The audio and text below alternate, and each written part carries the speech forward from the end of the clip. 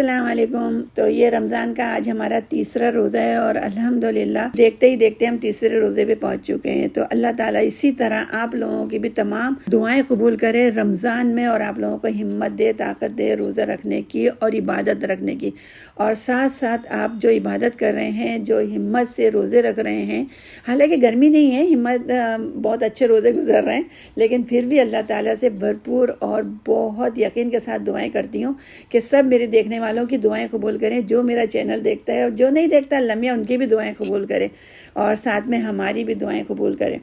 तो यहाँ सहरी की तैयारी हो रही है और ये पराठे बन रहे हैं। तो मैंने आज इनका शेप चेंज कर दिया। पराठे तो पराठे ही होते हैं, चाहे गोल हो या चकोर हो, बस बच्चे जो है ना हमारे ज़रा शौक़ से खा लेते हैं। अच्छा, ये कीमा मैंने ना सहरी से पहले ही रेडी कर लिया था, प्याज कीमा। तो आपको ये येलो येलो इसलिए लग रहा होगा क्योंकि इसके अंदर मैंने ना लाल मिर्चें बिल्कुल भी नहीं डाली, क्योंकि हम लोग मिर्चें वैसे ही आम दिनों में कम खाते हैं और रमज़ान में तो हम बिल्कुल ही अवॉइड कर देते हैं मिर्चों से, क्योंकि फिर आदत नहीं होती ना मिर्चें खाने की, तो सीना जलता है, डकारें आती हैं। तो इसमें पूरे कीमे के अंदर मैंने ये कम से कम आधा किलो से भी ज़्यादा था कीमा, तो इसमें 2 हरी मिर्चें मैंने डाली हैं। तो उसका शेप जो था ना, शक्ल आपको ऐसी नज़र आ रही है, लेकिन टेस्ट उसका बहुत ज़बरदस्त था क्योंकि इसके अंदर मैंने टमाटर नहीं डाले थे, लेमन डाला था प्याज कीमे के अंदर। तो ये हमारी सहरी यहाँ पर रेडी हो चुकी है और सब माशाल्लाह माशाल्लाह मेरा पूरा परिवार, पूरी फैमिली यहाँ पे बैठी हुई है इंतज़ार में। तो इस तरह हमारी ये सहरी बहुत अच्छी तरह से हो गई थी अल्हम्दुलिल्लाह। अल्लाह मियां नज़र बद से बचाए और आप लोगों को भी अल्लाह मियां, मैं जिस को भी मतलब जो मेरा चैनल देखता है, मैं उन लोगों को भी कहती हूँ कि अल्लाह मियां उनको भी अपने हिफ्ज़ व अमान में रखे और नज़र बद से बचाए, क्योंकि आजकल की जो नज़रें हैं ना वो जानबूझ के तो कोई नहीं लगाता, बस लगी जाती हैं। अच्छा, इसके बाद है ना फिर हम ये अपना शाम की तैयारी कर रहे थे। वो इफ्तारी का वक्त था। इफ्तारी के वक्त है ना हमें ज़्यादा टाइम लगाना पड़ता है। सहरी में हमारी बहुत जल्दी से हो जाती है क्योंकि हमारी बेटी भी हमारा साथ देती है और इफ्तारी में थोड़ी ये लेट आती है किचन में, क्योंकि ये अपने कुरान में और उसमें लगी हुई होती है नमाज में।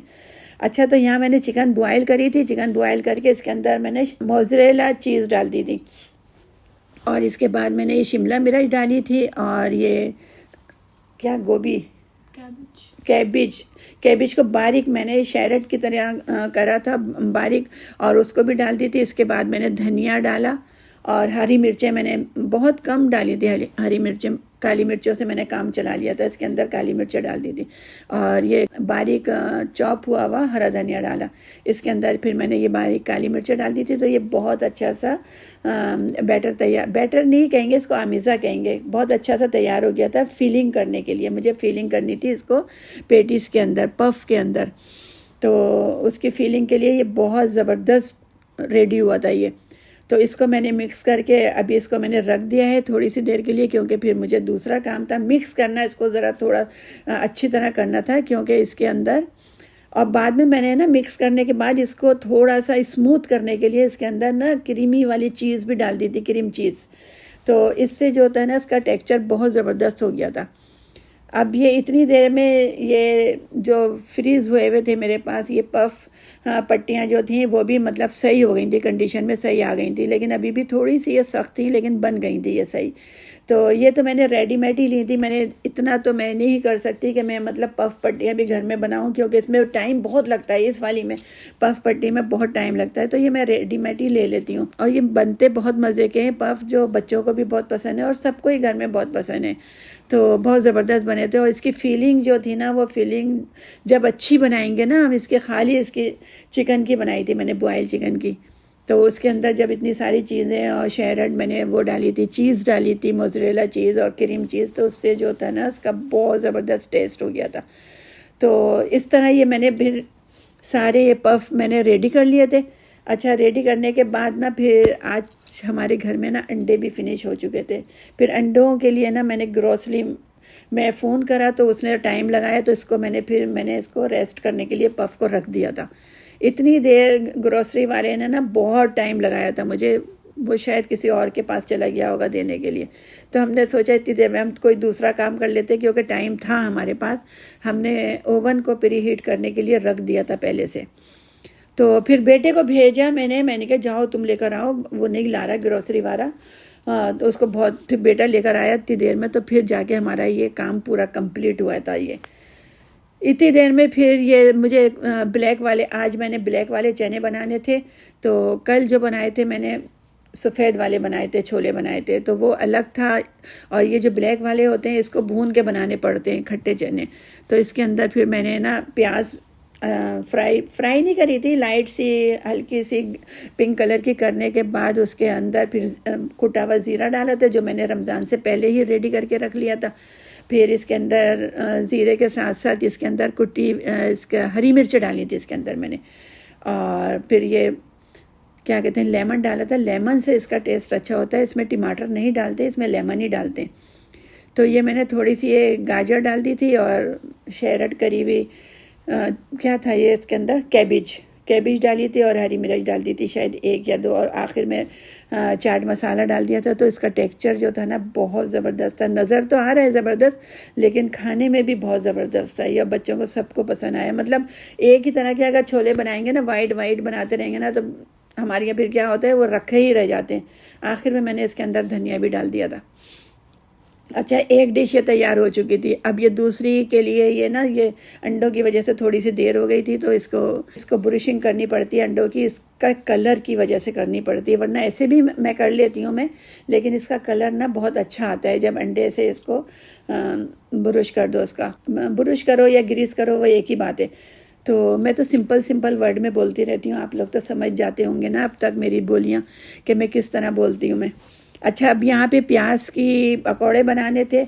हम लोग तो खैर फुल्कियाँ ही बोलते हैं अपनी ज़बान में, तो वो मेरे बेटे को बहुत पसंद है और ये लाजमी होनी चाहिए चाहे कुछ बनाओ या नहीं बनाओ। तो इसमें मैंने कुटा हुआ धनिया डाला था, ज़ीरा डाला था, ज़ीरा साबुत डालती हूँ मैं इसके अंदर, और इसके बाद मैंने इसके अंदर नमक डाला और ये कुटा हुआ ये साबुत ज़ीरा डाला है। फिर इसके बाद जो था ये ग्रीन मसाला जो होता है, ये हरा धनिया काफ़ी क्वांटिटी में मैंने डाला था, क्योंकि हरा धनिया से ही ना पकौड़े के मज़े बहुत ज़बरदस्त हो जाते हैं।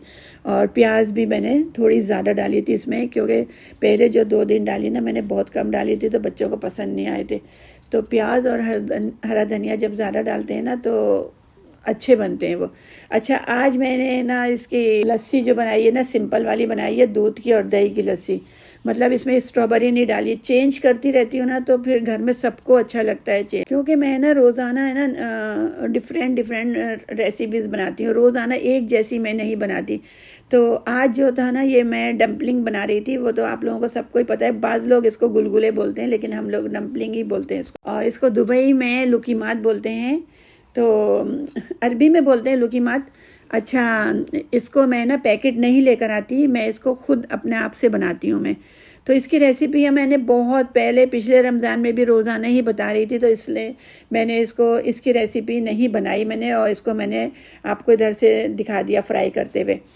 तो अगर आप लोग कहेंगे तो मैं डाल दूँगी। वैसे ये मैंने आटे से बनाए में। तो और ये सिरप जो है इसका खजूर का सिरप होता है इसके अंदर, ये मतलब शहद नहीं डालते, खजूर का सिरप डालते हैं इसके ऊपर। तो ये भी एक मीठी डिश होती है, तो इसलिए फिर मैंने ना आज फ्रूट चाट को स्किप कर दिया था, तो मैंने सोचा आज ये बना लेती हूँ, क्योंकि बच्चों को फ्रूट चाट से ज़्यादा है ना ये लुकीमात पसंद है। तो बनते भी ये बहुत क्रिस्पी हैं, और इसके ऊपर मैं तिल अपनी तरफ से डालती हूँ मैं, मतलब इसके ऊपर तिल नहीं डालते, सिंपल से ही बनाते हैं इसको, लेकिन मैं डालती हूँ। तो यहाँ पर वो भी रेडी हो गया था, और यहाँ ये मेरे ये प्याज के पकौड़े भी रेडी हो गए थे। इसका टेस्ट आप इस तरह बना के देखेंगे ना, बहुत ज़बरदस्त होता है और सॉफ्ट बहुत होते हैं ये। और इधर ये डिश भी मेरी रेडी हो गई थी, ये चिकन पफ।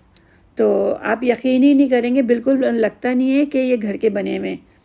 यहाँ फिर हम लोगों ने सब सेटिंग शुरू कर दी थी, क्योंकि 10-15 मिनट पहले हम लोग सेटिंग शुरू करते हैं। 5 मिनट में टेबल सेट हो जाती है, और उसके बाद फिर 10 मिनट पहले हम अल्लाह के आगे अपने हाथ उठा लेते हैं कि अल्लाह मियाँ हमारी दुआएं कबूल कर ले, और जो जो मेरी वीडियो देख रहा है उन सब की, मेरी व्यूवर्स की दुआएं कबूल कर।